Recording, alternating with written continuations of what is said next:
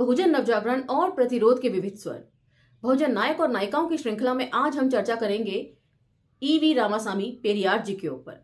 उनके प्रगतिशील विचारों के चलते ही यूनेस्को ने उन्हें आधुनिक युग का पैगंबर, दक्षिण पूर्व एशिया का सुकरात यानी कि सोक्रेट्स और आधुनिक समाज सुधार आंदोलन का जनक मानने के साथ साथ अज्ञानता, अंधविश्वास, अर्थहीन रीति रिवाजों और नीच शिष्टाचार के विरुद्ध कट्टर दुश्मन भी माना है। पेरियार जी महिलाओं की मुक्ति के लिए भी ताउम्र संघर्षरत रहे हैं।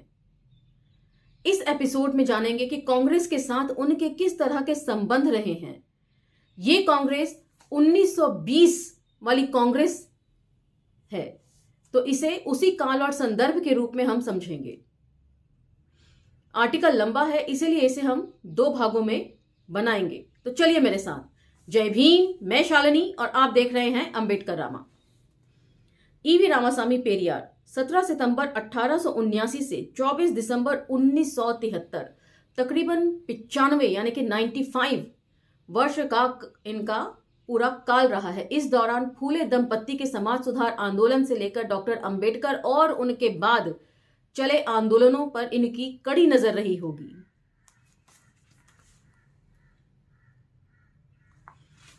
तो चलिए शुरू करते हैं। दक्षिण एशिया के सुकरात ईवी रामासामी पेरियार।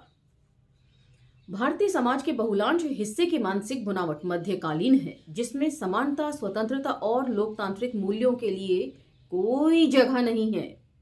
भले ही वह अपनी औपचारिक शिक्षा, संविधान एवं कानून के प्रति औपचारिक प्रतिबद्धता, बोली, बानी, शिष्टाचार, पहनावे और तकनीकी उपकरणों आदि के इस्तेमाल के आधार पर बाह्य रूप से आधुनिक दिखता हो, भारतीय समाज और भारतीय व्यक्ति का मुकम्मल आधुनिकीकरण जिन भारतीय चिंतकों एवं विचारकों के विचारों के आधार पर किया जा सकता है, उनमें ईवी रामासामी पेरियार अग्रणी हैं।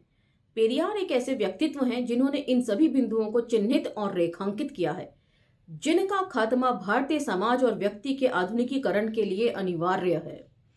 मैं समझती हूं शुरुआत में ही एक महत्वपूर्ण बिंदु और चर्चा को यहां पर सिद्धार्थ जी द्वारा उठाया गया है कि हमारा आधुनिकता के लिहाज से आज हमारा भारतीय जन जो है वो टेक्नोलॉजी को समझने लगा है। जितने भी वैज्ञानिक उपकरण हैं उनका इस्तेमाल बखूबी जानता है, लेकिन आज भी अपनी सोच से वो अवैज्ञानिक है। तो एक महत्वपूर्ण बिंदु है जिसे डॉक्टर सिद्धार्थ ने यहां पर हम लोगों के सामने रखा है। ईवी रामासामी नायकर पेरियार 17 सितंबर 1879 से 24 दिसंबर 1973 आधुनिक युग के महान वैश्विक चिंतकों और विचारकों में से एक हैं। वे हर तरह की कूपमंडुकता, जड़ता, अतार्किकता और विवेकहीनता को चुनौती देते हैं। वर्चस्व, अन्याय, असमानता, पराधीनता और दासता का कोई रूप उन्हें स्वीकार्य नहीं है। तर्क पद्धति, तेवर और अभिव्यक्ति शैली के चलते उन्हें सुकरात यानी कि सोक्रेट्स और वोल्टेयर की श्रेणी का दार्शनिक, चिंतक, लेखक और वक्ता माना जाता है। उनकी सशक्त आवेगात्मक अभिव्यक्ति पाठक के मन मस्तिष्क को हिलाकर रख देती है।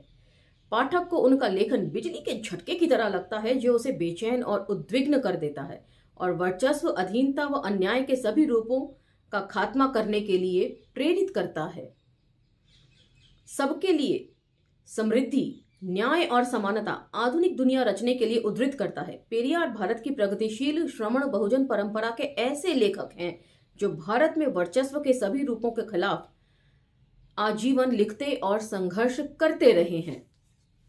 उन्होंने उत्तर भारतीय द्विजों की आर्य श्रेष्ठता के दंभ, मर्दवादी उत्तर भारतीय द्विज राष्ट्रवाद, ब्राह्मणवाद, जाति वर्ण व्यवस्था, ब्राह्मणवादी पितृसत्ता और शोषक अन्याय के सभी रूपों को चुनौती दी है। तो यहाँ पर खास तौर से उत्तर भारतीय जो मर्दवादी द्विज राष्ट्रवाद है उसका उल्लेख किया गया है। वैसे तो पूरी दुनिया ही मर्दवादी व्यवस्था के तहत काम करती है, लेकिन फिर भी भारतीय संदर्भों में यदि इसे देखें तो उत्तर भारत में ये मर्दवाद ज्यादा पॉपुलर है। पेरियार 1920 से 1925 तक कांग्रेस पार्टी के साथ गहरे स्तर पर जुड़े रहे। वे औपचारिक तौर पर 1920 में कांग्रेस पार्टी में शामिल हुए। 1920 और 1924 में वे मद्रास प्रेसिडेंसी के कांग्रेस पार्टी के अध्यक्ष और 1921 एवं 1922 में उसके सचिव रहे हैं। उन्होंने गांधी के साथ एक सशक्त सहयोगी के रूप में इस दौर में काम किया। तो यहां पर जिस कांग्रेस का जिक्र हो रहा है वो आज की तरह कांग्रेस आई या भाजपा नहीं है। इस समय तक ना तो कांग्रेस आई थी, ना भाजपा थी, ना ही संघ था। ये सभी शक्तियां एक साथ कलेक्टिव रूप में कांग्रेस में ही काम कर रही थी। उस समय कांग्रेस में श्यामा प्रसाद मुखर्जी भी थे, आरएसएस के संस्थापक हेडगेवार भी काम करते थे, नेहरू, जिन्ना, लाला लाजपत राय, बाल गंगाधर तिलक आदि बड़े बड़े चेहरे सभी कांग्रेस के अंदर रहकर काम करते थे, जिन्हें लीड करते थे गांधी। तो इस कांग्रेस को उसी दौर के हिसाब से इवैल्यूएट किए जाने की जरूरत है, ना कि आज के भाजपा और कांग्रेस के नजरिए से। जब इतिहास का इवैल्यूएशन होता है ना, तो उसके अंदर काल और संदर्भ की बहुत इंपॉर्टेंस होती है। किस काल में किस संदर्भ में क्या बात कही गई है उसको समझना बहुत जरूरी हो जाता है। इसीलिए मैंने ऐसा कहा। चलिए चर्चा को जारी रखते हैं। उन्होंने गांधी के एक सशक्त सहयोगी के रूप में इस दौरान काम किया। कांग्रेस और गांधी के साथ काम करते हुए उन्हें बहुत जल्दी इस बात का एहसास हो गया कि ये पार्टी और गांधी उत्तर भारतीय आर्य द्विज मर्दों के वर्चस्व को कायम रखने का एक उपकरण है। तो यहाँ खास तौर से जो शब्दावली इस्तेमाल की गई है वह है उत्तर भारतीय आर्य द्विज मर्दों का वर्चस्व। इससे पता चलता है कि दक्षिण के मुकाबले उत्तर भारत जो है वो ज्यादा मर्दवादी है। औरतों की स्थिति जहां ज्यादा मर्दवाद होगा वहां अच्छी नहीं होगी, यह भी इससे साबित होता है।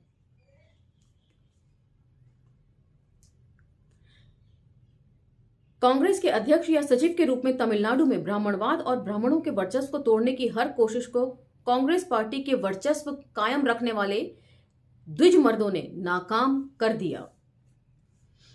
कांग्रेस के साथ अपने अनुभवों के संदर्भ में उन्होंने लिखा है कि जब मैं तमिलनाडु कांग्रेस पार्टी का अध्यक्ष था तो मैंने 1925 के सम्मेलन में एक प्रस्ताव प्रस्तुत किया था। उस प्रस्ताव में मैंने जाति विहीन समाज के निर्माण का प्रस्ताव किया था। मेरे मित्र चक्रवर्ती राजागोपालाचारी विदिन ब्रैकेट राजा जी ने इसे अस्वीकार कर दिया था। मैंने यह भी अनुरोध किया था कि कांग्रेस के विभिन्न पक्षों और क्षेत्रों में सांप्रदायिक प्रतिनिधित्व विदिन ब्रैकेट वंचित एवं अल्पसंख्यक तबकों के लिए आरक्षण का पालन किया जाना चाहिए। लेकिन यह प्रस्ताव भी विषय समिति में थिरुवी के एक सम्मानित तमिल विद्वान कल्याण सुंदरानर के द्वारा अस्वीकार कर दिया गया। अब मुझे अपने प्रस्ताव के समर्थन में 30 प्रतिनिधियों के हस्ताक्षर प्राप्त करने के लिए कहा गया था। श्री एस रामानाथन ने 50 प्रतिनिधियों के हस्ताक्षर प्राप्त कर लिए। तब सर्वश्री सी गोपालाचारी, श्रीनिवास अयंगर, सत्यमूर्ति और अन्य लोगों ने अपना प्रतिरोध दर्ज कराया। उन्हें डर था कि अगर मेरा प्रस्ताव स्वीकार कर लिया गया तो कांग्रेस खत्म हो जाएगी। बाद में यह प्रस्ताव थिरुवी के और डॉक्टर पी वरदाराजुलू के द्वारा रोक दिया गया। ब्राह्मण बहुत खुश हुए। इतना ही नहीं, उन्होंने मुझे सम्मेलन में बोलने की इजाजत भी नहीं दी। इतना ही नहीं, गांधी ने स्पष्ट शब्दों में तमिलनाडु में सार्वजनिक तौर पर वर्ण व्यवस्था की महानता और ब्राह्मणों की श्रेष्ठता की घोषणा की। उन्होंने कहा कि वर्णाश्रम धर्म अभिशाप नहीं है, बल्कि यह उन बुनियादों में से एक है जिन पर हिंदू धर्म टिका हुआ है, और ये विदिन ब्रैकेट वर्णाश्रम धर्म बताता है कि धरती पर जन्म लेने का इंसान का उद्देश्य क्या है। वे आगे कहते हैं कि ब्राह्मण हिंदू धर्म और मानवता के सबसे खूबसूरत फूल हैं। वे आगे अपनी बात पर जोर देते हुए कहते हैं कि मुझे इनके विदिन ब्रैकेट ब्राह्मणों के लिए कुछ करने की जरूरत नहीं है। ये अपनी हिफाजत खुद ही अच्छी तरह कर सकते हैं। ये पहले भी बहुत सारे तूफानों का सामना कर चुके हैं। मुझे गैर ब्राह्मणों को सिर्फ इतना कहना है कि वे इन फूलों विदिन ब्रैकेट ब्राह्मणों को उनकी खुशबू और चमक के साथ रौंद देने की कोशिश कर रहे हैं। तो ये है गांधी की विचारधारा। और ये कहां से लिया गया है उस बुक को नोट डाउन कर लीजिए। Bhikhu Parekh, colonialism, traditional and reform, analysis of Gandhi political discourse और सेज पब्लिकेशन 1989, पृष्ठ संख्या है 207 से 245-46 तक। पेरियार ने वामपंथियों के साथ मिलकर भी काम किया है। उन्होंने देखा कि वामपंथियों द्वारा जाति, पितृसत्ता और धर्म के गठजोड़ की उपेक्षा की जा रही है। वामपंथियों की वर्ग की यांत्रिक यूरोपीय धारणा, इतिहास की एक रेखीय आर्थिक व्याख्या और जाति, पितृसत्ता, धर्म, राष्ट्रवाद और वर्ग के गठजोड़ को समझ पाने में नाकामी के चलते पेरियार को उनमें भी अपना रास्ता अलग करना पड़ा। तो यहां पर जाति के विनाश में भी इन सब बातों का जिक्र जो है डॉक्टर अंबेडकर ने किया है, जब वे कहते हैं कि आर्थिक सुधार और सामाजिक सुधार में कौन सी चीज पहले होनी चाहिए, या सामाजिक सुधार और राजनीतिक सुधार में कौन सी चीज पहले होनी चाहिए। तो हर तरीके से सामाजिक सुधार को डॉक्टर अंबेडकर ने भी सबसे ऊपर रखा है कि यदि सामाजिक सुधार नहीं होंगे तो ना आर्थिक बदलाव आएगा और ना ही राजनीतिक बदलाव आएगा। वही बात यहां पर पेरियार भी कह रहे हैं। वामपंथियों के संदर्भ में उन्होंने लिखा कि वे जातिवाद की दुष्टता और प्रतिक्रियावादी गांधी के दुष्प्रचार के कुप्रभावों के प्रति चिंतित नहीं लगते।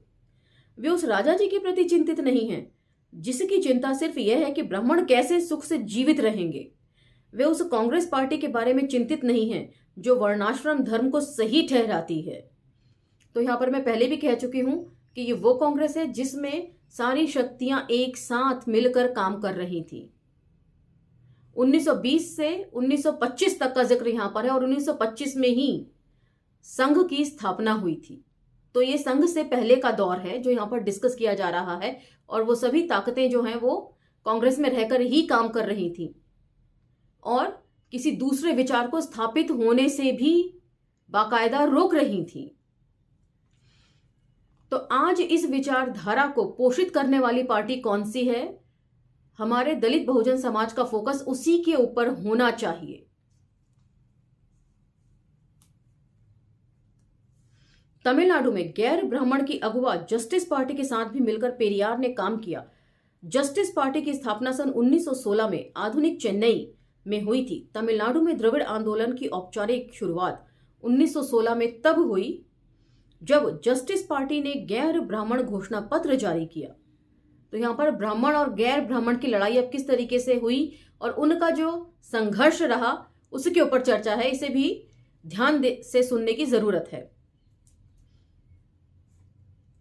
ब्राह्मणवाद बनाम गैर ब्राह्मणवाद का संघर्ष ही इस घोषणा पत्र का मूल स्वर था। मद्रास प्रेसिडेंसी में ब्राह्मणों का वर्चस्व किस कदर था, इसका अंदाजा इस तथ्य से लगाया जा सकता है कि 1912 में वहां ब्राह्मणों की आबादी सिर्फ 3.2% की थी, जबकि 55% जिला अधिकारी और 72.2% जिला जज जो थे वो ब्राह्मण थे।